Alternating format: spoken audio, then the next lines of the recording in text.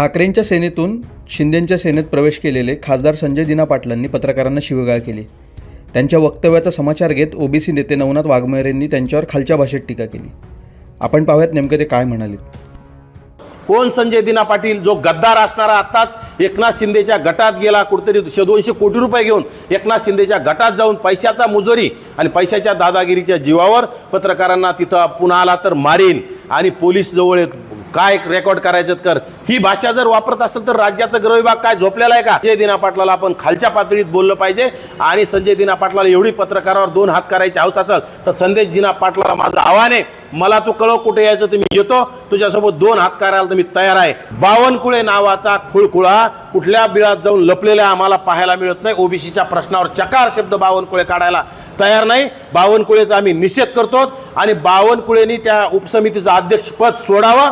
तुझ्याच्याने होत नाही तर त्यांनी सोडून द्यावं. सर्वप्रथम आज राजश्री शाहू महाराज यांची जयंती असल्यामुळं आरक्षणाचे जनक शाहू महाराजांना मी विनम्र अभिवादन करतो. आणि काल 2 दिवसापासून आपण बघतोय राज्यामध्ये पत्रकार सुरक्षित राहिलेले नाहीत. जो गुंडगिरी करणारा, दादागिरी करणारा खासदार पत्रकारांना शिवीगाळ करणारा, पत्रकारांना जीवे मारण्याची भाषा करत असेल आणि राज्य सरकार गृहविभाग जर डोळे झाक करत असेल तर हे लोकशाहीला, संविधानाला घातक आहे आणि याचा आम्ही सर्वप्रथम निषेध करतो. राज्यातील सर्व लोकांनी याचा निषेध केला पाहिजे, कारण की लोकशाहीचा चौथा स्तंभ असणारा पत्रकारिता आणि पत्रकारिता करणारे पत्रकारच जर सुरक्षित नसतील तर येणाऱ्या काळात यांना काय घोटाळे करायचे आणि यांना काय हुकुमशाही करायची हे यांना मोकळीक मिळेल. कुठंतरी पत्रकारामुळे ह्या प्रत्येक गोष्टीला आळा बसतोय, परंतु त्या पत्रकारावरच जर अर्वाच्य भाषा आणि तीही पोलिसांसमोर, कोण संजय दिना पाटील, जो गद्दार असणारा आत्ताच एकनाथ शिंदेच्या गटात गेला, कुठेतरी 200 कोटी रुपये घेऊन एकनाथ शिंदेच्या गटात जाऊन पैशाचा मुजोरी आणि पैशाच्या दादागिरीच्या जीवावर पत्रकारांना तिथं पुन्हा आला तर मारीन आणि पोलीस जवळ काय रेकॉर्ड करायचं कर, ही भाषा जर वापरत असेल तर राज्याचं गृहविभाग काय झोपलेला आहे का? राज्याचे गृहमंत्री झोपलेले आहेत का? राज्याच्या गृहमंत्र्याला आमची कळकळीची विनंती आहे, तुम्ही लोकनेते स्वर्गीय गोपीनाथरावजी मुंडे साहेबाप्रमाणे, जे गोपीनाथरावजी मुंडे साहेबांनी गुंडगिरी मुंबईतली सगळी हद्दपार करून टाकली होती आणि पोलिसांना पूर्ण मोकळीक देऊन टाकली होती, त्याप्रमाणे तुम्ही आणखी पोलिसांना जर मोकळीक दिली तर येणाऱ्या काळामध्ये असं बोलण्याची कोणाची हिंमत होणार नाही, धाडस होणार नाही. आणि जर तुम्ही अशी मोकळीक तुमच्या स्वार्थापायी, तुमच्या राजसत्तेच्या पायी आणि तुमच्या कुठेतरी सेटलमेंटच्या पायी आणि कुठेतरी तुमच्या फोडाफोडीच्या राजकारणापायी जर अशा लोकांना पाठीशी घालत गेले तर राज्यात गुंडगिरी वाढत राहील आणि राज्यात पत्रकारच सुरक्षित नसले तर सर्वसामान्य जनता कशी सुरक्षित असेल? राज्यात अनेक होत चालेत. याच्यामध्ये ज्याप्रमाणे आता विलास घुले या तरुणाचा सुद्धा झाला, त्यामध्ये सुद्धा कुठेतरी कोणाला पाठीशी घातल्या जात आहे. मग जर असं कुणालाही पाठीशी घालत गेले तर राज्यामध्ये पुन्हा पूर्वीसारखी हुकुमशाही आणायची की काय, असा सुद्धा माझा राज्याच्या प्रमुखांना प्रश्न आहे. राज्याचे मुख्यमंत्री आणि दोन्ही उपमुख्यमंत्र्याला माझी कळकळीची विनंती, तो कोण संजय दिना पाटील आहे याला तात्काळ निलंबित केलं पाहिजे, त्याच्यावर कठोर कारवाई झाली पाहिजे, त्याला अटक झाली पाहिजे. आणि फक्त माफीनामा किंवा दिलगिरी व्यक्त करून चालणार नाही, त्याच्यावर कारवाई झाली पाहिजे. आणि कारवाई होत नसेल तर येणाऱ्या काळात आम्ही सुद्धा त्याला जशाच तसं उत्तर देऊ. राज्यातील सर्व कार्यकर्त्यांना, चळवळीतील कार्यकर्त्यांना माझं आव्हान आहे, संजय दिना पाटील ज्याप्रमाणे पत्रकारांना बोललाय त्याच भाषेत त्या संजय दिना पाटलाला आपण खालच्या पातळीत बोललं पाहिजे. आणि संजय दिना पाटलाला एवढी पत्रकारावर 2 हात करायची हौस असेल तर संजय दिना पाटलाला माझं आव्हान आहे, मला तू कळव कुठे यायचं तर मी येतो, तुझ्यासोबत 2 हात करायला तर मी तयार आहे. धमक्या काय पत्रकाराला देतो? पत्रकार बिचारे पत्रकारिता करण्यात मग्न असते, परंतु गोरगरीब लोकांना धमक्या देऊन आम्ही खपून घेणार नाही आणि येणाऱ्या काळात संजय दिना पाटलाला जशा तसं उत्तर देणार आहोत. बजरंग सोनवणेच्या मुलाचे आणि त्या मारेकऱ्यांचे संबंध आहेत, कारण की गेल्या 8-10 दिवसापूर्वीचे त्याचे CDR तपासले पाहिजे. परंतु बजरंग सोनवणेला एवढी उतावीळता का आली? बजरंग सोनवणे तात्काळ राज्याचे मुख्यमंत्री आणि गृहमंत्री असणारे देवेंद्र फडणवीस साहेबाला तात्काळ एवढे का भेटले? म्हणजे हे प्रकरण कुठेतरी दडपण्याचा, दाबण्याचा प्रयत्न त्यांचा असला पाहिजे. आणि राज्याच्या मुख्यमंत्र्याला त्यामुळे माझी विनंती, कुणाची गय करू नका.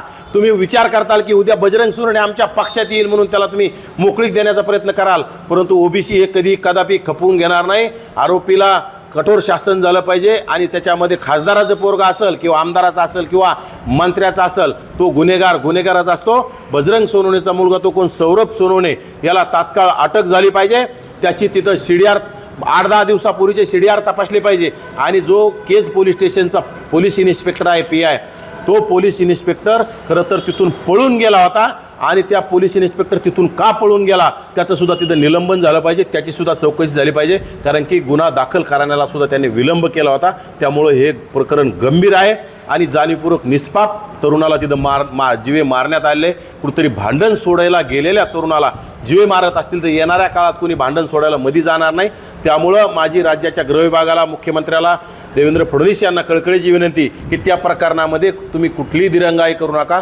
सौरभ सोने नावाच्या तरुणाला अटक करून त्याची चौकशी करा आणि विशेषतः संजय दिना पाटील जातीवादी आणि गद्दार खासदार याला तात्काळ तुम्ही अटक करा आणि त्याला जेलमध्ये पाठवून त्याची चौकशी आणि त्याची खासदारकी रद्द करण्याचं काम करावं अशी आपली कळकळीची राज्य सरकारला आणि राज्याच्या प्रमुखाला विनंती आहे. बघा, राज्य सरकारने ठरवलंय ओबीसीचं पूर्णच देऊन टाकायचं. वित्त म्हणतो आता राज्य सरकारने ओबीसी संपलाय म्हणून सांगावं, ओबीसीसाठी आम्हाला वेळ नाही म्हणून सांगावं, कारण की आम्ही आता इथून पुढे ओबीसीसाठी काम करणार नाही. फक्त निवडणुका आल्या काय ओबीसी आमचा DNA मानणार आणि ओबीसींचे मतं घेणार, हे राज्य सरकारने गृहीत धरलेलं आहे. ओबीसींनी आता डोळे उघडले पाहिजे.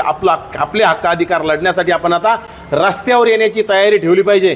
जर कोणी दादागिरी करून जर त्यांचे प्रश्न मार्गी लागत असतील आणि आपले हक्काधिकार कोणी हिसकावून घेत असेल तर आपल्याला सुद्धा आपला झेंडा आपल्या खांद्यावर घ्यावा लागेल, कारण की आपले नेते बोलायला तयार नाहीत, आपले मंत्री बोलायला तयार नाहीत, आपले आमदार बोलायला तयार नाहीत.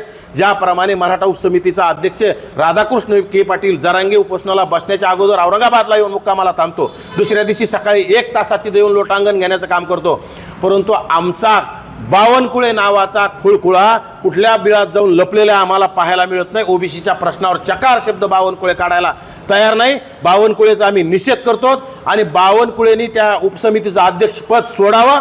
तुझ्याच्याने होत नाही तर त्यांनी सोडून द्यावं आणि सांगावं माझ्याच्याने होत नाही, आता नुसता ओबीसी नेता म्हणून घ्यायचं, मलाईदार खाते घ्यायचे, मलाई गोळा करायची, सत्तेचा रुबाब हे करायचा, परंतु जातीसाठी कधी विचार करायचा नाही. ज्या प्रवाहात आपण जन्मलो त्याचा विचार होत नसेल तर आम्ही बावनकुळेचा निषेधच सातत्यानं करत राहू.